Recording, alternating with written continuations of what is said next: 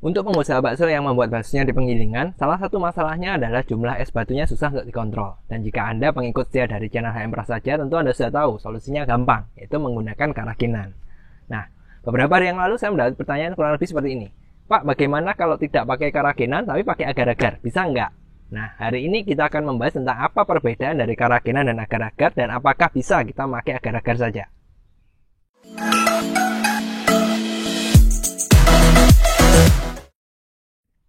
Apakah agar-agar bisa menggantikan fungsi karakinan, yaitu mengikat air dan menjadikan kenyal? Jawaban paling simpel sederhananya adalah iya.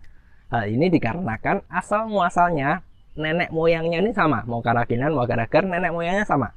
Sama-sama terbuat dari rumput laut. Sehingga secara fungsi, jika Anda butuh untuk mengikat air, mengikat es yang kebanyakan tadi, dan juga mengenyalkan, jawabannya adalah iya, bisa. Agar-agar bisa menggantikan karakinan. Nah, jika Anda sudah biasa pakai, ya Anda bisa tenang. Ternyata yang Anda lakukan itu benar. Tapi itu hanya masalah yang simpel. Seharusnya pertanyaan utama kita adalah mana yang lebih baik? Karakinankah atau agar-agar? Nah, hari ini secara detail, secara spesifik kita akan membahas tentang hal ini. Mana yang lebih baik, karakinan atau agar-agar, dan mana yang harus Anda pilih. Setidaknya ada dua hal yang bisa menjadi pembeda yang nanti bisa Anda evaluasi mana yang seharusnya Anda pilih. Oke, yang pertama. Yang pertama adalah secara hasilnya atau fungsinya. Nah, karakinan dan agar-agar sama-sama dari rumput laut, sehingga secara fungsi sama. Tapi mana yang lebih bagus? Jawabannya harus kita kembali dengan apa yang ingin kita dapatkan. Jadi gini, mau bikin bakso, mau sosis, mau nugget, mau pempek, semuanya ini memiliki karakter yang berbeda-beda. Nah, karena kita membahas hanya untuk bakso, jadi kita fokus di bakso nih. Apa yang orang suka dari bakso? Tentu hasilnya adalah kenyalnya, keresnya. Semakin kenyal, semakin keras, orang semakin suka. Nah, untuk hal ini berarti kita harus memilih pengikat air tadi, mau agar-agar mau karakinan, yang bisa menghasilkan kekenyalan yang paling bagus. Nah, dari dua tipe ini, karakinan dan agar-agar, yang menghasilkan kekenyalan yang paling bagus yang mana? Jawabannya adalah karakinan. Nah, kenapa? Simpelnya gini, rumput laut diproses, itu akan menjadi karakinan. Nah, karakinan sendiri itu tidak langsung dipakai untuk agar-agar, tapi dia akan diproses lagi untuk menjadi agar-agar. Kenapa?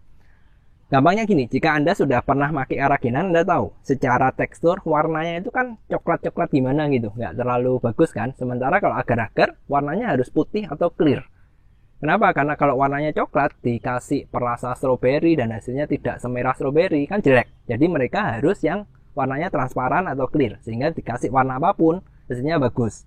Nah, karena kebutuhan ini dari rumput laut yang sudah diproses dan dikarakinan, tidak langsung jadi agar-agar, tapi diproses lagi, simpelnya disterilkan lagi, sehingga warnanya itu jadi bagus, transparan. Proses ini memang memberikan hasil tekstur tampilan mata yang bagus, tapi kelemahannya adalah ketika karakinan diproses lagi, kemampuan dia untuk membuat gel, kekerasan gelnya itu akan turun. Nah, secara fungsi masih bisa ngikat air, bagus. Tapi secara kenyalnya ini turun. Maka dari itu jika Anda pernah pakai karakinan, Anda pernah bikin agar-agar, Anda tahu kerasnya agar-agar, kenyalnya itu tidak bisa sekenyal karakinan. Alasannya karena itu tadi. Jadi kalau kita butuh tekstur yang kenyal, semakin kenyal, tentu jawabannya adalah karakinan. Tapi misalkan nih kita bikin yang yang agak empuk, misalkan pempek tidak sekenyal bakso. Nah, Anda bisa pakai agar-agar karena teksturnya kan lebih empuk, tidak sekeras karakinan. Jadi, hal pertama yang membedakan adalah kualitas dari kekenyalannya. Seberapa kenyal. Kalau Anda mau yang paling kenyal, yang bagus, di bakso kan butuh yang kenyal. Anda bisa pakai karakinan. Tapi kalau Anda tidak mau yang terlalu kenyal, yang agak empuk untuk misalkan untuk pempek, ya Anda bisa pilih agar-agar. Nah, itu perbedaan yang pertama. Perbedaan kedua yang perlu kita tahu adalah kembali di harga. Kenapa? Karena kita ini kan pedagang. Kita tidak cuma sekedar bikin bakso, enak, kenyal, dimakan, bagus. Nggak cuma itu doang, tapi kita butuh untuk harga yang terjangkau masyarakat. Nah, hal yang perlu diperhatikan adalah secara harga. Mana yang sebenarnya lebih ekonomis, mana yang sebenarnya lebih murah. Secara gampangnya kemungkinan agar-agar terlihat lebih murah. Kenapa? Karena kalau kita beli agar-agar sasetan harganya paling cuma 4.000. Tapi kalau kita beli karakinan nggak ada yang harganya 4.000. Tapi apakah hal ini lantas membuat agar-agar lebih murah? Jawabannya sebenarnya tidak. Anda perlu perhatikan baik-baik.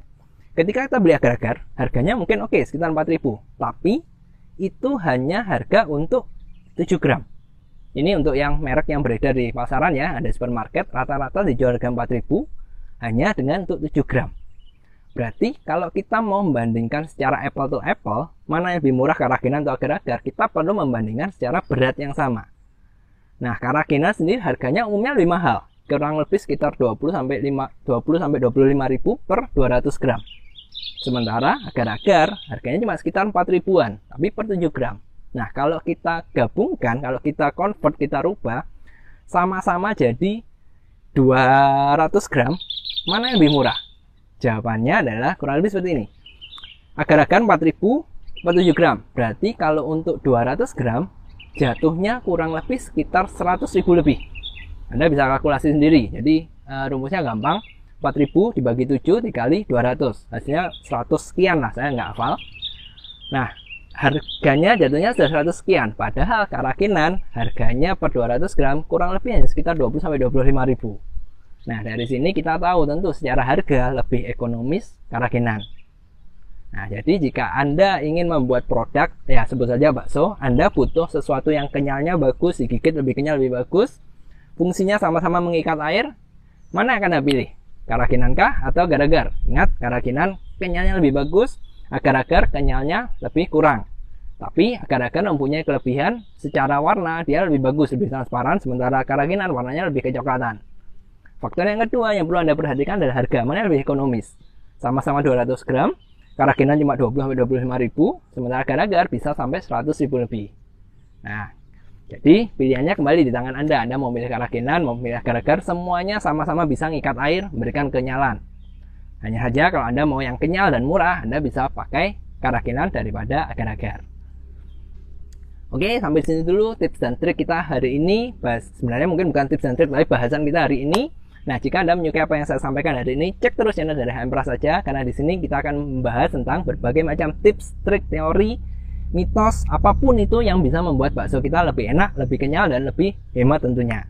Oh ya, jika Anda punya pertanyaan, silakan komen di semua channel kami, bisa di YouTube, Facebook, Instagram, dan sebagainya, atau Anda bisa langsung kontak kami untuk tanya konsultasi free untuk Anda. Yang penting Anda bisa menghasilkan bakso yang enak dan kenyal. Oke, sampai jumpa di materi yang selanjutnya.